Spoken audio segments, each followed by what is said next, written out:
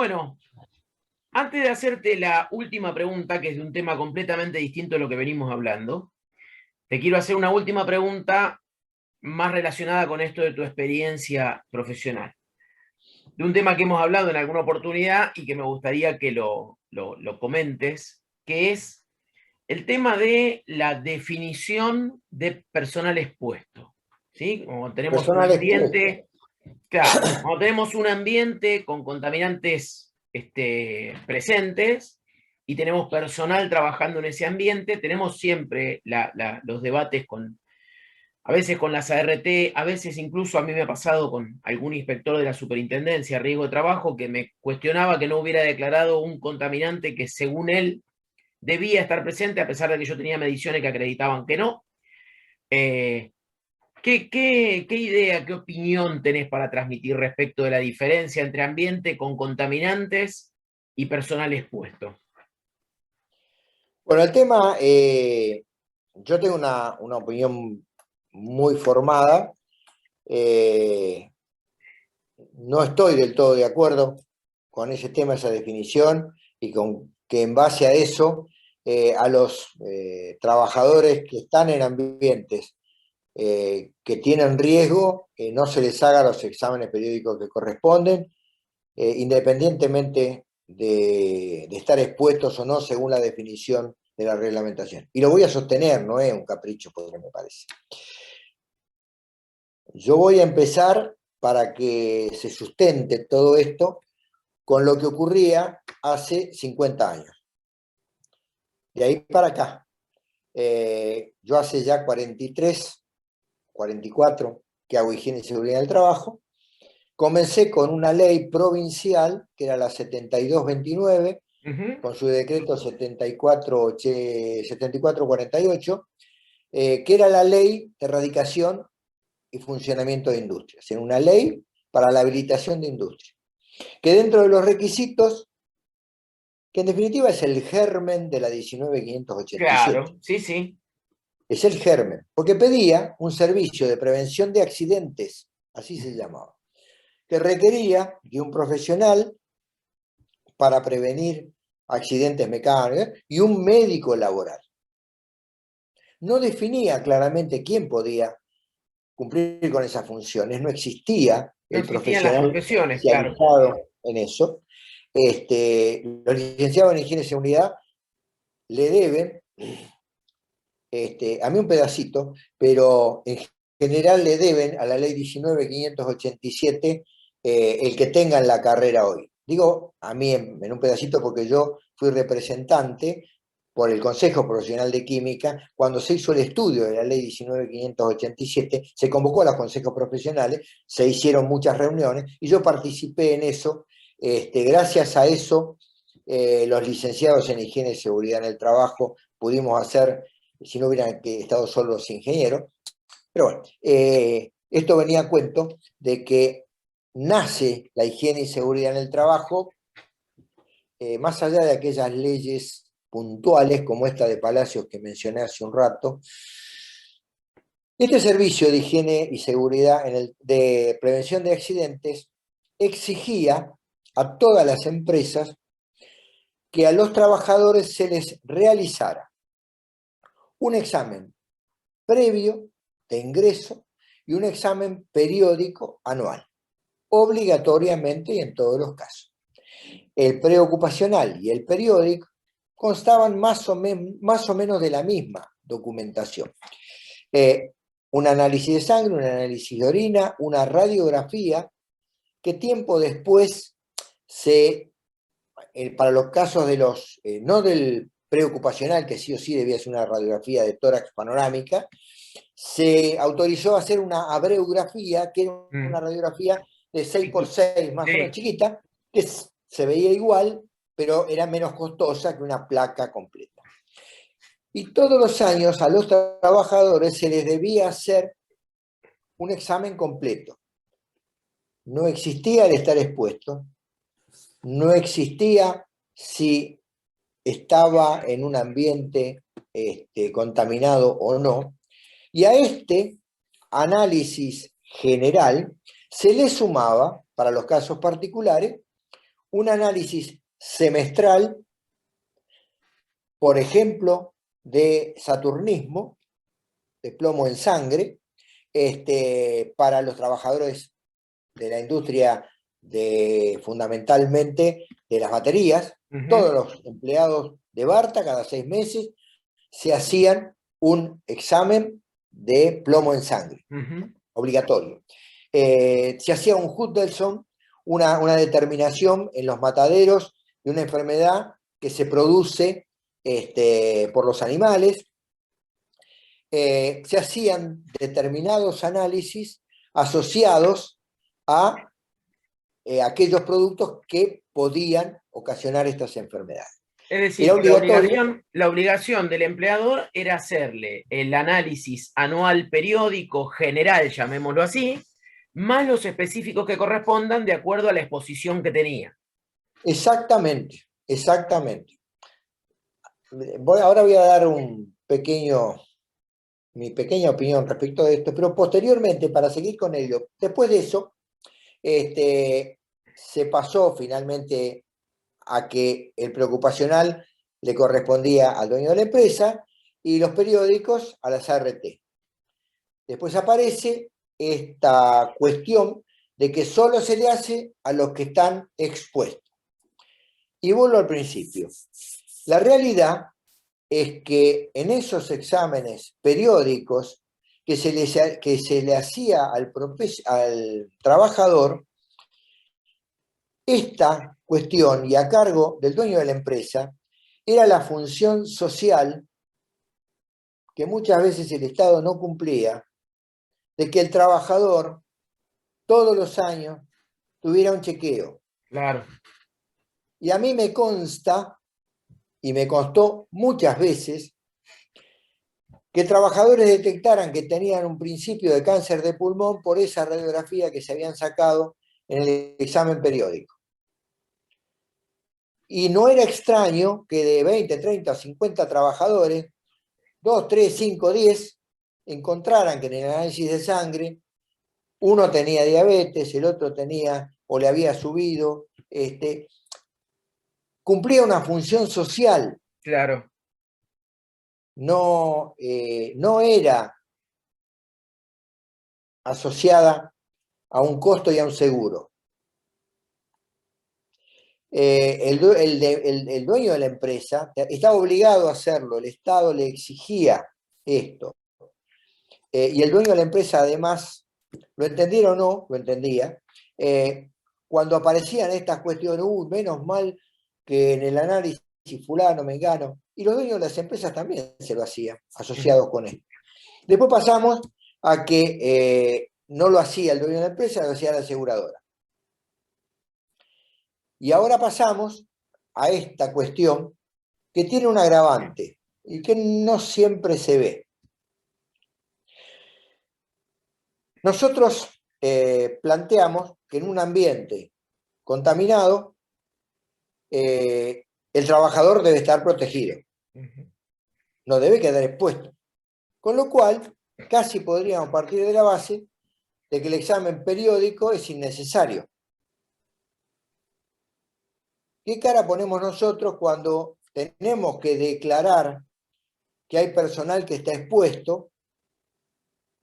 Cuando nos dicen, pero no, usted no pudo hacer nada para bajar los valores a los que establece la reglamentación para que el personal no quede expuesto. Y sí, no, pero además tiene protección. Ah, bueno, si tiene protección, no le hacemos los exámenes preocupacionales. Y yo me pregunto, si el equipo de protección no funciona correctamente, si el trabajador, por más que lo capacitemos, no lo usa en forma correcta, si el trabajador que está en un ambiente contaminado y supuestamente no expuesto, está expuesto por cualquiera de estas cuestiones, si por algo que no sabemos, el individuo, la fisiología, hace que en ese ambiente laboral se pueda enfermar. ¿Cuándo lo vamos a detectar? ¿Qué vamos a hacer? ¿Vamos a ir al que nos arreglen los frenos después de haber pasado por el chapista? Claro. Sí, en realidad, Pero independientemente, a ver si se entiende lo que digo. sí. Eh, si yo quiero saber si algo funciona, lo tengo que analizar, tengo que hacer análisis. Ujú. O sea, nosotros acá pasamos de un control anual obligatorio a un control siempre y cuando, teóricamente, y en base a los resultados del ambiente y del equipo que le damos, el personal está o no expuesto. Pero si por alguna cuestión hay un error de cualquiera de nosotros, la persona se va a enfermar. A mí me parece, este es el criterio que yo tengo, Sí. no sé si lo sostiene alguien más, no quiero decir que esto se pasó por el filtro de la economía, pero indudablemente también es cierto que hay que cuidar la economía, no hay que gastar plata al divino botón, no hay que hacer ensayos que son innecesarios. Yo no soy amigo de... Pero a veces nos rasgamos las vestiduras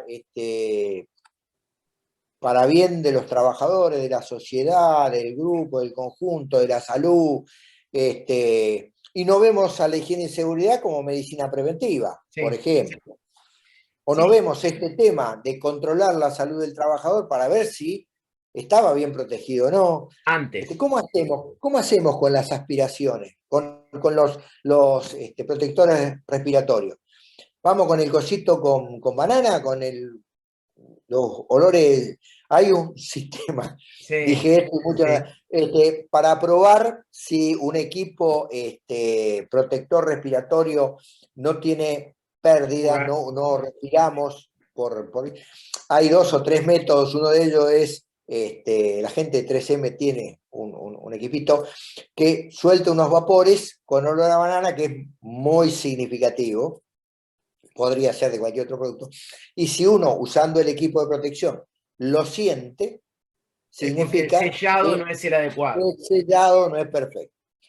Y hay una cuestión que esto yo lo repito mucho, porque pareciera que no, yo tengo el protector respiratorio puesto, y si lo tengo mal puesto, no respiro del ambiente, solo el 10% y el otro 90% pasa por el filtro. Si yo tengo un equipo protector respiratorio y no lo tengo bien sellado por acá, el Es 90% al del revés. aire Sí, va a claro, ingresar por acá porque es claro, donde menos resistencia tiene. claro. Entonces, si yo no uso bien el equipo, hacemos de cuenta que no estoy usando equipo protector respiratorio. Ujú.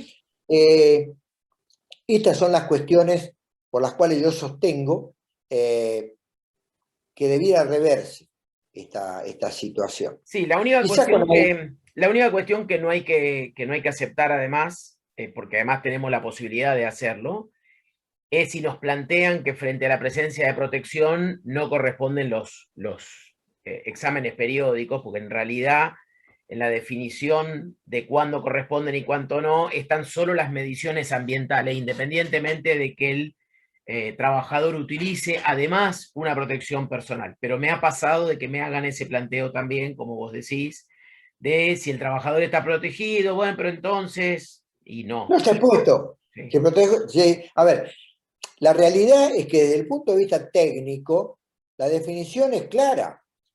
Yo estoy en un ambiente donde hay 90 decibeles y tengo un protector que atenúa 30 decibeles. ¿Estoy expuesto? No, no estoy expuesto. A ver, técnicamente, yo sí, no estoy técnicamente no está expuesto. claro, sí, sí, sí. Entonces te planteas en el planteo y uno parece No, lo un cierto es loquito, que ¿viste? sí, Queriendo defender lo indefendible. no, Y vos lo que está claro. decís es, lo que está en juego es la salud del trabajador, y en caso de una falla, no es un hierro, es una enfermedad. Sí, sí, sí, por eso Este es el decía yo que, punto. por eso decía yo que coincido que no hay que moverse de esa posición de el ambiente tiene 90 decibeles. El trabajador está protegido, sí, el ambiente tiene 90 decibeles, hacerle una audiometría anual. Sí, Y que es si lo que no, caso corresponde. contrario, caso contrario, vos tenés razón, déjamelo por escrito. Claro, claro. Todo por escrito. Sí, sí, sí. Yo no sé si quedaba algo más. Sí, me queda una última pregunta para ya cerrar con Dale. esto.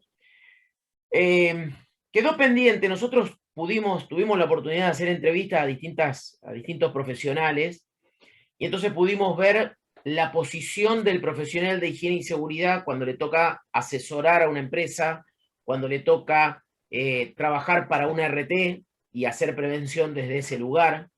Tuvimos incluso la posibilidad de ver el caso particular de un bombero profesional de higiene y seguridad y ver su visión y su desempeño. Vos fuiste inspector y yo te quiero preguntar la posición del profesional de seguridad e higiene cuando viene en representación de un organismo de control. No importa si es la municipalidad, el OPDS, la superintendencia.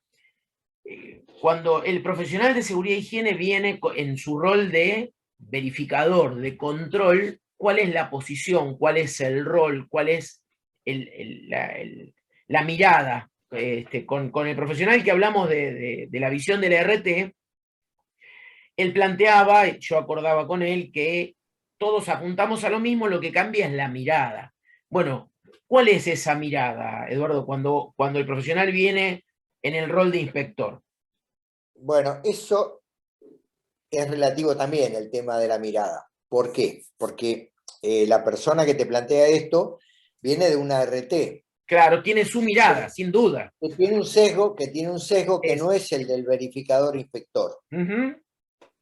Eh, acá todo tiene que ver más o menos con lo mismo. Cuando el que actúa de inspector no es profesional del área de la que va a inspeccionar, por mucha experiencia que tenga, por mucho que sepa, por mucho que haya trabajado, y ahí es importante cuando viene un inspector que uno le digamos, ¿sos colega o no sos colega? Si es colega, el criterio es de el profesional de la higiene y seguridad del trabajo. Claro. Entonces ya empezamos con una actividad, con un diálogo en un idioma entendible.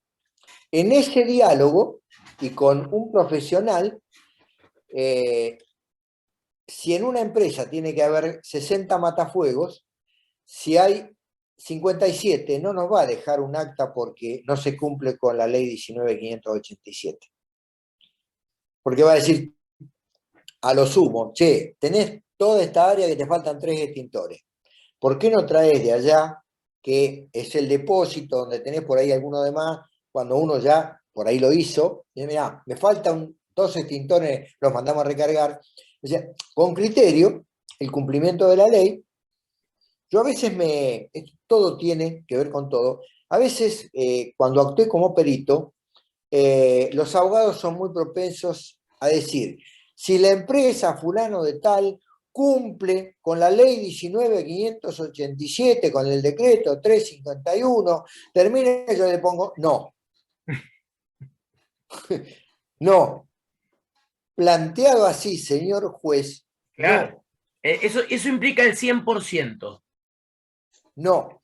Ahora, si están cubiertas el 100% los riesgos graves, los riesgos peligrosos, está cubierto el 100% lo que se debe cumplir para, sí, si hay alguna falla, si las sendas peatonales habría que repintarlas o no, pero si eso hace, el criterio es si eso hace al accidente que están investigando, no tiene nada que ver. Entonces cumple con la reglamentación común.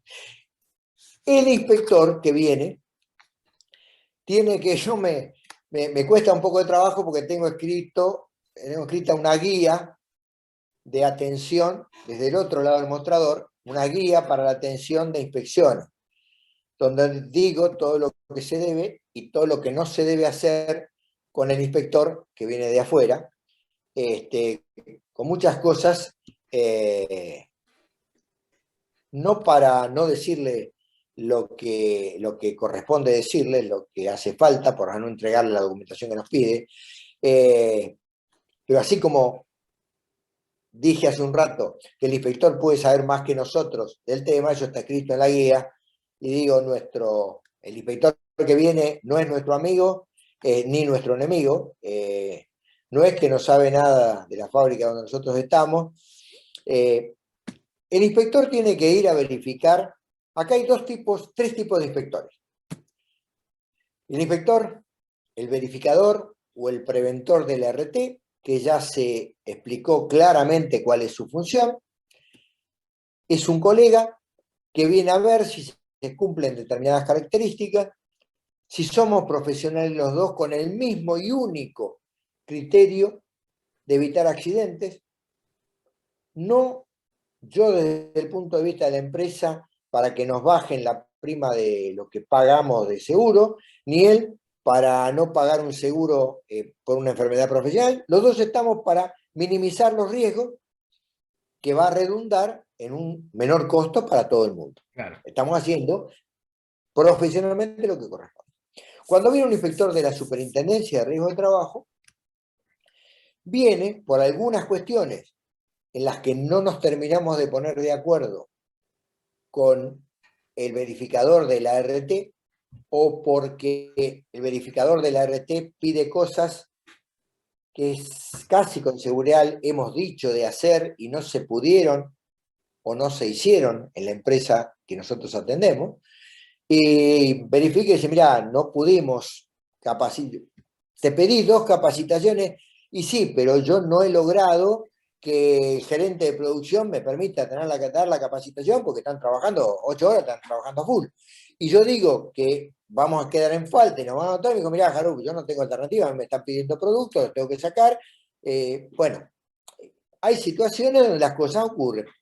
El inspector de la SRT viene con ese sesgo. En términos generales, no viene a hacer una inspección integral y a verificar con el librito de la ley 19.587. Primero viene a verificar si la RT ha cumplido, porque la Superintendencia de Riesgo de Trabajo tiene como primera misión controlar que las RT funcionen, funcionen correctamente. Entonces, lo primero que nos dice, a ver las visitas de la RT, a ver si le pidieron. Bueno, le pidió esto, lo tiene. Una modalidad que están usando ahora es que nosotros tengamos toda la documentación y que en 30 días vuelven a pasar para ver si está. El inspector de la Superintendencia de Riesgo de Trabajo tiene una ventaja en su accionar. No viene por una denuncia de un accidente fatal. Entonces, uno como inspector, yo como inspector, en este caso particular, verificaría quizá un poquito más de lo que a veces hacen. No sé si diría, le dejo todo acá, que ni siquiera te lo dejan, no hacen acta, hay que entrar a la Sí, plataforma con usuario y después llega, sí, contraseña, por la ventanilla electrónica. por la ventanilla electrónica, uno se queda un par de días viendo a ver si le puso algo de más o de menos. No pasa, no he tenido experiencias feas con ese aspecto. El inspector es medio, en estos casos que estoy planteando, un mensajero. Viene a decir, mire, vengo a ver si la RT cumplió, muéstreme los papeles, necesito de ustedes esto, esto y esto. Y cuando uno dice, acá lo tengo, se lo alcanzo, no, ahora no necesito verlo. Prepárelo, de acá a 30 días. Ven. Es una actitud. Cuando viene el inspector del Ministerio de Trabajo, la cuestión es distinta. Si yo fuera del Ministerio de Trabajo, el Ministerio de Trabajo viene con un expediente. Ese expediente iniciado casi inexorablemente con una denuncia. Si no fuera el caso, si no viene con un expediente y viene por alguna otra vía, hay detrás una denuncia. Hay detrás para el Ministerio de Trabajo alguna cuestión. No salen del Ministerio de Trabajo a un parque industrial a tocar timbre y a hacer verificaciones. No es lo normal, no es lo común. Es más, yo dudaría de que alguien venga del Ministerio de Trabajo a ver, ¿esto es una fábrica de cables? Sí. Ah, qué bárbaro, vengo a hacer una inspección del Ministerio de Trabajo, estoy haciendo mi casa, ¿dónde venden cable? Yo dudaría si el inspector no viene con el expediente. Si el inspector viene con el expediente, tiene marcado en el expediente. Ese expediente puede estar iniciado por un trabajador, por el gremio o el sindicato, puede ser una denuncia de un tercero, familiar de un accidentado, puede ser de un juez o de un fiscal, que delega en quien tiene el poder de policía esta función. Sí, la Si otra yo, alternativa es la superintendencia. la superintendencia también, frente a una denuncia, viene y verifica. Y tiene la obligación. ¿Y por qué la superintendencia y no la RT? Porque la RT no tiene poder de policía y la superintendencia tiene poder de policía.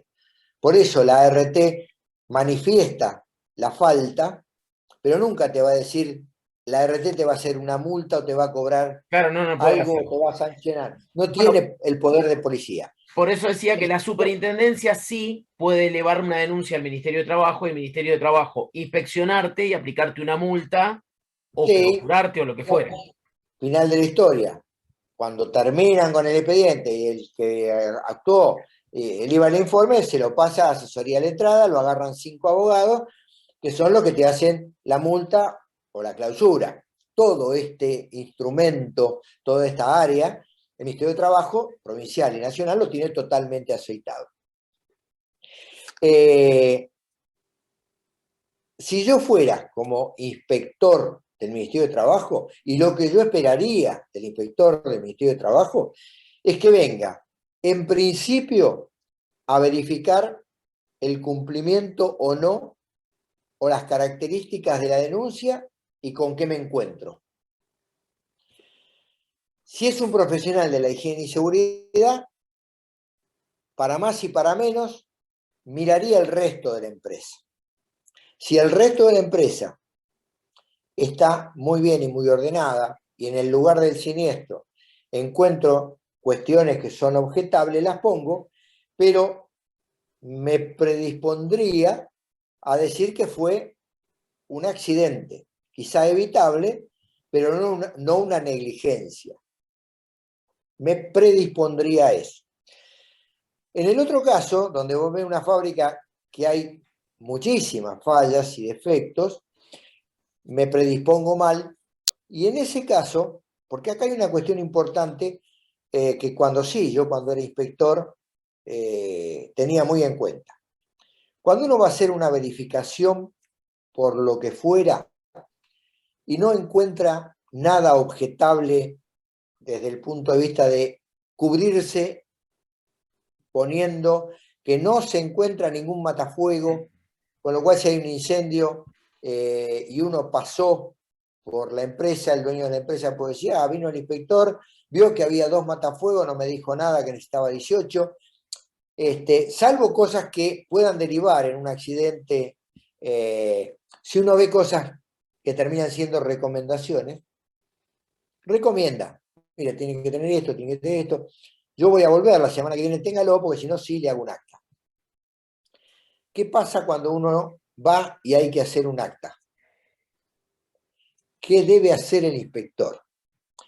Y si el inspector tiene que hacer un acta, Tiene que poner tiene todo. que, Claro. tiene que agarrar la ley y hacer capítulo 1, capítulo 2, capítulo 3, y hay que poner todo. ¿Pero por qué hay que poner todo?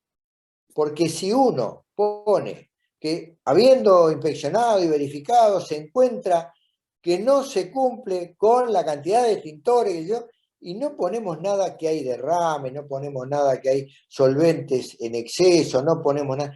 Si ocurriera un siniestro, el dueño de la empresa va a decir, vino el inspector municipal, pasó, y no me pidió nada.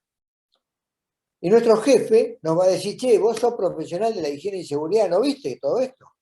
¿Y cómo no le dejaste en el acta expresado que no cumplía, además de esto que fuiste a ver, con todo lo demás? El inspector tiene que tener criterio. El inspector debe ser profesional del área. El inspector tiene que cumplir con su función de inspector. No tiene que dejarnos pasar cosas graves, cosas que implican riesgo, ni hablar de un riesgo inminente. Ni hablar de que si se encuentra con un compañero de la facultad y el compañero de la facultad está actuando mal, tiene que hacer el acta y denunciarlo al compañero de que está obrando mal. Ni hablar de esas situaciones. Pero no deja de ser un colega que está cumpliendo otra función. Está mal que un profesional que hace una inspección, una verificación, nos ponga que no estamos en capacidad, no tenemos incumbencia, no tiene atributos para hacerlo. No puede salirse el inspector. El inspector, a veces creen los inspectores que si soy el inspector te pido lo que se me da la gana. No es así. No, claramente. Tampoco, si el inspector nos pide algo que corresponde, le podemos decir, ¿y vos quién sos para pedirme esto? El respeto mutuo, el respeto profesional, la actitud frente al inspector y del inspector frente al inspeccionado son fundamentales. Son fundamentales.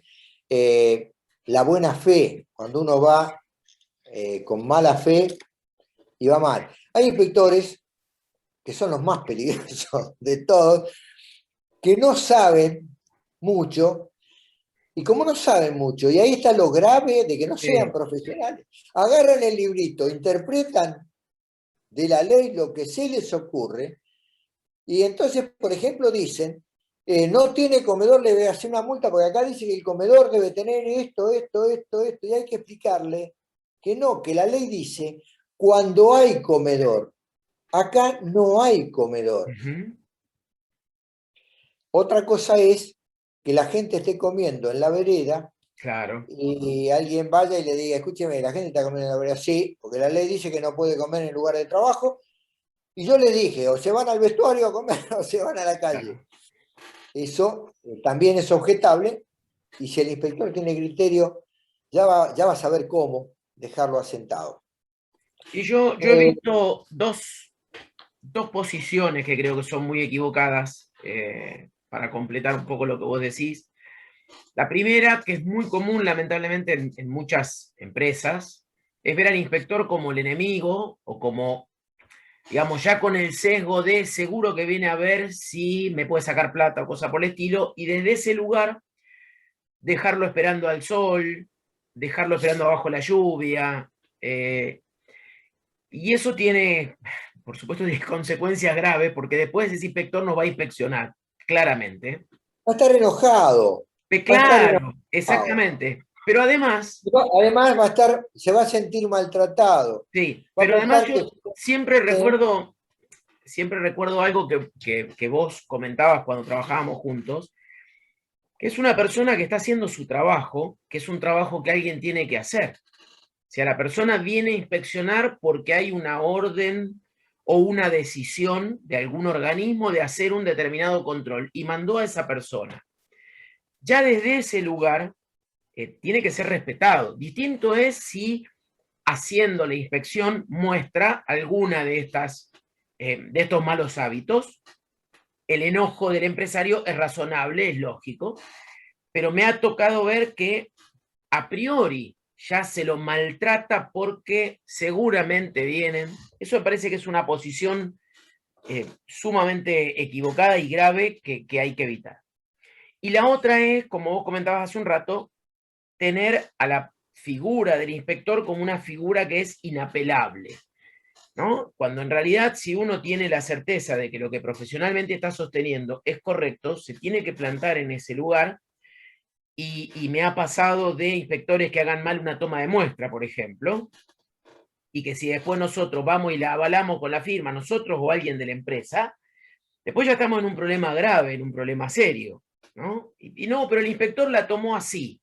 Y sí, pero está mal, digamos, porque tomó la muestra en un momento en que no era, por ejemplo, una tarea habitual, no eran las condiciones normales de trabajo, revolvió la cámara de toma de muestra antes de sacar la muestra, ¿no? Entonces, esta idea de que el inspector es inapelable tampoco es correcta, ¿no? Eso es para otra entrevista. Yo he tenido, algunos empresarios me han parado y dicen, Harún, no le diga más nada porque nos va a hacer un acta así larga. Venir a tomar una muestra y decir, discúlpame, ¿qué sos vos? Inspectora de tal área, pero sos profesional. ¿Está matriculada? No. Entonces no me puedes tomar la muestra, no estás en capacidad para hacerlo. No, porque yo tomé la muestra, me dio 6,9. No vale nada. Cuando la reglamentación dice que el valor mínimo es 7, y discúlpame, 6,9. Sí, porque yo leí, me dio 6,9. Bueno, poneme la desviación estándar del equipo que tenés, porque para vos 6,9 en realidad es 7,2 o 6,5, 6,6. ¿Calibraste el equipo? Sí, acá te sacaban un tacho infame, todo sucio, donde teóricamente era un buffer. Esto ocurre. Cabe la posibilidad de dos cosas: firmar en disconformidad, eh, hacer la denuncia al ente correspondiente por la mala actitud y solicitar una reinspección. Lo que vos decías, de que te toman mal la muestra y mueven el fondo de la planta del medidor de caudales y te da una muestra malísima, con un resultado malísimo, y que no es la realidad, No ¿no? representa nada. Yo les decía en el último módulo que cuando un inspector viene a tomar una muestra, debemos ser muy cuidadosos de acompañarlo, de anotar la muestra que tomó, el tiempo que tomó, porque si después el resultado, resulta que la muestra tomó 2 horas y se equivoca y dice que tomó 20 minutos, la muestra va a estar multiplicada por Sí. 6 el resultado. Por ahí, en higiene y seguridad no se maneja tanto el tema, pero como mínimo dónde tomó la muestra, la hora que tomó la muestra, el tiempo que tomó la muestra, la bomba que tomó la muestra, miremos qué caudal tomó la muestra, si podemos pedirle la calibración de la muestra, ver si es una muestra casera o es una muestra, porque son todos datos que mientras la cosa va bien no pasa nada. Lo malo es cuando la cosa va mal y cuando tenemos que justificar y el juez le cree al funcionario público, aunque no sea profesional del área. Hay que ser cuidadoso en estos aspectos porque después es un dolor de cabeza. Después es un dolor de cabeza. Bueno, Bueno, yo creo que hay para transmitir mucho más. pero en Yo algún les momento hay que parar. agradecí, yo les agradecí ya a los alumnos. Esta sí, seguramente o casi con seguridad va a ser mi última intervención en esta asignatura con estos alumnos. Les vuelvo a agradecer, he trabajado un montonazo, pero me he divertido y he aprendido mucho también, gracias a ellos y a la facultad que me convocó y que me dio la oportunidad de poder armar esta asignatura, realmente con toda la libertad con la que lo he hecho, que el año que viene corregiré algunas cosas, sí, pero estoy satisfecho con el trabajo cumplido. Te agradezco por la entrevista y nada más. Un saludo grande a todos. Hoy por hoy espero que esto termine y de acá a unos meses no haga falta. Cuídense todos. Esperemos que podamos cuidarnos menos por este tema de la pandemia, hay que cuidarse de higiene y seguridad, ni hablar de los protocolos que nos ha tocado Daría hacer, para otra entrevista. aprender rápidamente de algunos temas, transmitir y después lamentablemente no tener la oportunidad de poder salir a verificarlo porque tenemos que no estamos autorizados para ir a hacer nuestro trabajo. Pero eso es otra historia, es otro capítulo. Tendríamos que ser como Tato Bore y hacer 2000 programas de esto. Bueno, muchas gracias a todos. Bueno, gracias por tu tiempo, Eduardo.